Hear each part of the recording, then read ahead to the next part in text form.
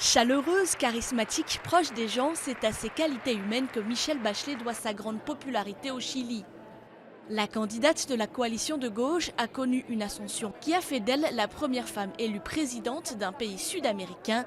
C'était en 2006.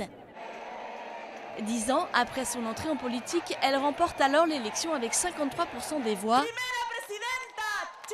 Un bon score pour une candidate qui réunit selon elle tous les péchés capitaux. Femme socialiste, séparée, mère de 3 enfants de 2 pères différents et athée dans un pays ultra-conservateur.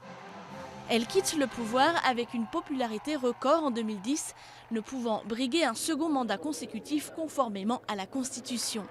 Mais après plusieurs années à la tête de l'Agence de l'ONU pour les femmes, à 62 ans, elle décide de se représenter. He tomado la decisión de ser candidata. Par sens du devoir, dit-elle, mais aussi pour aller plus loin. Pendant longtemps, nous nous sommes appliqués à faire des modifications et des changements au modèle.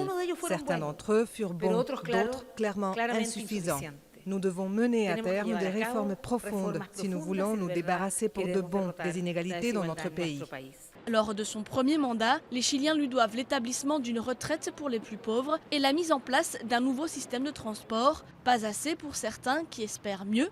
Le pays connaît une croissance solide et le revenu par habitant est le plus élevé d'Amérique latine. Mais les inégalités sont encore criantes. Le parcours de Michelle Bachelet est profondément marqué par la dictature. Son père est mort sous la torture pour être resté fidèle à Salvador Allende, le président renversé par Augusto Pinochet le 11 septembre 1973. Elle aussi connaît la torture et l'exil. Pédiatre, elle étudie sur le tard la stratégie militaire. En 2002, elle deviendra la première femme ministre de la Défense d'Amérique latine. Michelle Bachelet fonde son programme sur une révision de la Constitution de 1980 héritée de la dictature.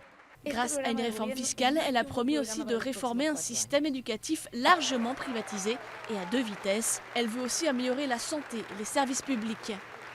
Elle envisage enfin d'ouvrir le débat sur la légalisation de l'avortement ou le mariage homosexuel.